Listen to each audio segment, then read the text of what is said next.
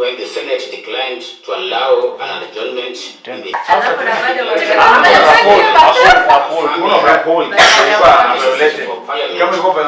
kama ilikuwa violated kweli, Gachagua rights were violated. Alafu tena unasikia kwamba impeachment has been upheld.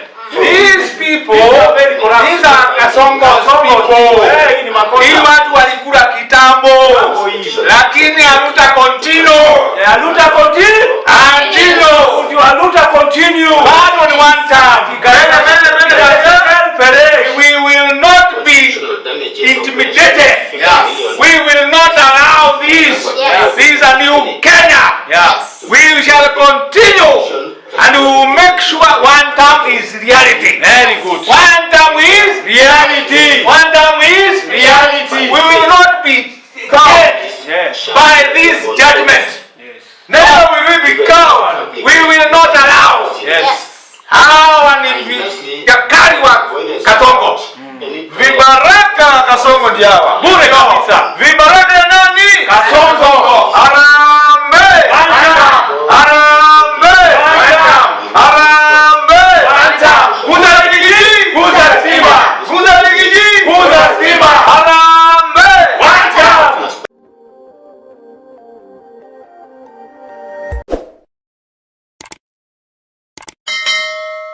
Kwa majina anaitwa Simon Sankale Olenasieku, katibu wa chama cha DCP katika kaunti ya Nakuru. Kuanzia saa 5 hadi saa hii imefika karibu saa 4. Tumekuwa tukigojea uamuzi wa mahakama ya High Court kuhusiana na kesi ya Rigathi Gachagua. Na mimi ningependa kusema kwamba hakika imedhihirika waziwazi ya kwamba hakuna wakati ambapo mbuzi atapata haki katika mahakama ya chui. Na imedhihirika waziwazi kabisa. Pia jambo moja ningependa kumwambia leader wetu Rigathi Gachagua. Ijapokuwa mambo yameenda vile ambavyo yameenda, lazima ujue kwamba kuvunjika kwa mwiko sio mwisho wa kupika ugali. Kwa sababu leo hii tumeona waziwazi yale mambo ambayo wakili Nelson Havi amekuwa akisema kuhusiana na mahakama za Kenya. Na mimi nakubaliana na msemo mmoja unasema kwamba katika safari ya mamba hapakosi burukenge. Na katika mahakama za Kenya tumeona kwamba kuna maburukenge ambao wanastahili wafanyiwe, inaitwa radical surgery. Hapo awali tuliona kwamba His Excellency Rigathi Gachagua na mawakili wake walikuwa wamesema hawa majaji watatu wakiongozwa na Ogola, Frida na Murima wajitoe katika kesi hii. Na imedhihirika leo waziwazi ya kwamba hakuna haki katika mahakama za Kenya. Na the only person ambaye alikuwa na justice katika taifa la Kenya ni yule alikuwa anaitwa Chief Justice Maraga. Na inakuwa a very big coincidence ya kwamba siku ya leo wakati ambapo uamuzi huu unafanyika, Chief Justice Maraga ambaye was one of the only people walikuwa ambao ni watu wa justice amekamatwa na saizi ya Lang'ata prison. Mimi ningependa kusema kwamba ninaomba kwamba Rigathi Gachagua usikufe moyo. Inaweza kuwa kwamba mwiko ulikatwa leo, lakini ujue kwamba hakika huo ugali tulikuwa tunapika lazima utaweza kukamilika. Uko na ile haki ya kwenda katika Court of Appeal, na baadaye uko na haki ya kwenda katika Supreme Court, na hata kama itachukua miaka 3 finally justice itafanyika. Inashangaza wanasema kwamba the impeachment was upheld, lakini Rigathi's right were violated. Unasema kwamba haki za Rigathi Gachagua zilikiukwa ati apatiwe 50 million, lakini at the same time unasema kwamba the impeachment is being upheld. Tulikuwa na mashtaka 7, things 7 which were being determined. Number 1, number 2, number 3, number 4, number 6 mpaka 7. Inakuwa kwamba aje ati unapata mathematics 20%. Unapata English 30%. Unapata physics 30%. Unapata biology 20%. Inasemekana chemistry 20%. Inasemekana ile nyingine ya CRE imepatikana kwamba ni 15%. Kutoka mwanzo wakati walianza kusoma haya mambo yote tuliona kwamba it was predetermined. Hata sisi tunaona kwamba huu uamuzi wao ulikuwa umeandikwa through chat GPT. hawakutumia ile sayansi ya haki. Na sisi tunasema hivi, hata wafanye nini, one term itabaki kuwa ni one term. Na sisi tunaambia hawa majaji, mnaweza kuwa mlitumika na Kasongo kuweza kukandamiza our party leader His Excellency Rigathi Gachagua, lakini mjue kwamba kuna wengine walitumika, hata watu wa IBC walikuwa machairman, walitumika kuweza kukandamiza haki za Wakenya na walikufa. Walikufa kwa sababu gani? Ukiwa umepadilisha haki ya Wakenya kwa sababu Mungu amesema haki yake ni hii, na ukabadilisha, hautakuwa na uzima. Mimi ningependa kusema kama katibu wa DCP, tukiwa na viongozi wenzangu hapa, ni kwamba sisi kama DCP tutasimama imara na Rigathi Gachagua. Sisi tutapigania haki ya Wakenya, na ninaomba Wakenya, kwa sababu ya jambo ambalo limefanyika leo tarehe 25 Juni mwaka huu, tunaposherehekea miaka miwili kutoka ile wakati ambapo kulikuwa na mambo ya Gen Z. Tafadhali Gen Z na Wakenya wote mjitokeze ili kwamba tuweze kupinga yale mambo yamefanyika siku ya leo, kwa sababu Rigathi Gachagua is the voice of Kenyans. Na Gachagua, tunakuomba, kwa sababu ulikuwa pamoja na Kalonzo Musyoka na Eugene Wamalwa, tunashukuru hao viongozi walisimama pamoja naye siku ya leo, na sisi tutawarudishia mkono wakati utakapofika, kwa sababu tumeona our true friends katika United Opposition. Asante. My name is John Bogwa Honest. I am the treasurer of DCP Nakuru County. Today is the most saddest day in the lives of Kenyans. Not only the DCP supporters, but the whole country has been saddened by the way we have seen today's verdict. So biased. It did not consider, I am not a lawyer myself, but I can tell, even a layman can be able to tell that these were verdicts that were predetermined even before what they were reading. They have taken us in circus the whole day, and yet they knew what they wanted to do. Imagine all the 7 issues that were to be determined by the 3 judges. None of them favored our party leader. But this is what we want to say ourselves as Kenyans. You may do whatever you want because you have that position of being a judge. But what is inside the Kenyans' heart, you cannot be able to destroy it. Yes. What is in our heart, you cannot remove it. And this is what Kenyans are saying, that our party leader deserves better. Yes. He deserves better. Yes. And because we as Kenyans have already made a decision, it does not matter what the judges have said. How can you say that his rights were violated, and yet in your determination you stand with what had already been done, whatever had been judged by the Senate, by the National Assembly? It is contradicting what you had already found out as judges. But there's one thing I want to say. As the people of Kenya, we are determined to support our party leader. Yes. And we are going to work with him up to the end. Yeah. And one term remains. One term. Whatever happens, one term remains. What we have already decided as Kenyans is that Kasongo must go. Yes. Kasongo must go.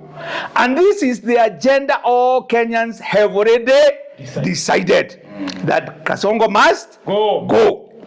And come 2027, the verdict of Kenyans will be determined on the ballot box. So we want to encourage our party leader. We are with you. We are working with you. We are going to support you. We are going to work with you up to the end. And what we have decided will not be thwarted by what the judges have done. Yes. Aruta Continua. Aruta. Continua. And that is what is going to happen. Amen. My name is Owino. I'm an executive member of the DCP party. I'm heading research, academia and innovation. I want to say that this evening is a very, very sad evening to the country for what the High Court has done. We are really saddened by the partiality that has been demonstrated by the judges of the High Court. What we're asking ourselves is this: why do you award Rigathi Gachagua 50 million on the basis that his rights are violated, while at the same time you are upholding his impeachment by the Senate and the Parliament? Why are you using law retrogressively? I am not a lawyer by profession, but from the start I saw biasness. If you feel that his rights were violated, then it means the entire process was wrong. From the beginning. Yes. Which legal framework did you use to award him? And which legal framework did you use to uphold the impeachment process? I believe in law, the process has to be done for you to tell whether the end is okay. The moment the process has been faulted, then whatever we get at the end is totally wrong. So if the process of giving His Excellency Rigathi Gachagua a fair trial, or rather a fair hearing, was not observed, then it means the entire process was flawed. Then we have denied Kenyans their sovereignty. The first chapter of the Constitution Sovereign power talks about sovereignty. Rigathi Gachagua was elected by more than 6 million Kenyans. Today, you have violated the democratic rights of 6 million plus Kenyans. And we want to tell you, Kasongo, with your rogue administration, you have the police, you have the military, you have the finances and everything. But remember, next year, the second Tuesday of August, it will be on 10th. We have a date with you. Yes, one time. We have a date with you. We have seen what you have done to Rigathi Gachagua. When Uhuru Kenyatta abandoned you, it is Rigathi Gachagua that hold you. Rigathi Gachagua crisscrossed with you this country. At the time we were being told that we didn't even have finances. We are well informed that Rigathi Gachagua chipped into your campaign. Now you have shown Rigathi Gachagua the middle finger by impeaching him. Even his right going to the last to the last resort, which is the judiciary. You have managed to find yourself there. Your allies like Sudi, Kamket, they have always told us that you are going to do whatever pleases you, but not whatever pleases Kenyans. So today you have demonstrated that what you've been saying is not a threat but a reality, and overturned the will of the 6 million plus Kenyans. Again, next year, 10th August, on Tuesday, we have a date with you. My name is Nancy Ndegwa. I'm a women leader in DCP Nakuru. And this evening or this night, we are very disappointed by the ruling made at the High Court. We were expecting much better, considering that it was our constitutional right to go and appeal the impeachment of our deputy of the people's deputy president or our deputy president, but unfortunately the High Court never ruled in our favor, because for us we feel they were working for someone who categorically we look they were, let's say they were working for the president, and they gave a ruling according to what they were told, because from 12:45 p.m. we were waiting for the ruling, but they kept us waiting and waiting, and it has been hours later. As a woman leader, I wish to urge all the women across the country of Kenya that let's continue standing firm behind the deputy's people's president, and he remains our leader. We are not hatuhami DCP, chama bado ni DCP, na DCP iko imara, and we will continue even as we head to the Court of Appeal. We still stand firm behind our party leader, and all the people who are frustrating the leadership of Kenya and also the governance of the courts of Kenya. Tunawaambia mambo ni one term, and as we pick the government, we will choose leaders who are not who will not be compromised, especially at the Supreme Court, because if the chief magistrate took the right team to listen to the case, we couldn't be heading to the Court of Appeal. But kwa sababu watu wananunuliwa, watu wanafanya kulingana because of fear or maybe because of intimidation, they are working for people. We will not allow that as we pick the next government. We as women leaders wish to affirm our support to our deputy president, His Excellency Rigathi Gachagua. We remain firm, and we will still continue supporting you. And even as we are working towards getting the next government, we shift our anger towards Olkalao by elections.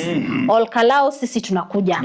Na chama ni DCP. And we want to declare and decree that come 16th July, the seat will be won by DCP. And the winner will be Sammy Douglas Kamau. So Wakenya tuzidi kutulia, and let's still support our party leader na energy yetu. I wish to urge and ask all our DCP supporters, let's shift our energy towards the Olkalao by election as we wait to head to the Court of Appeal. Asante.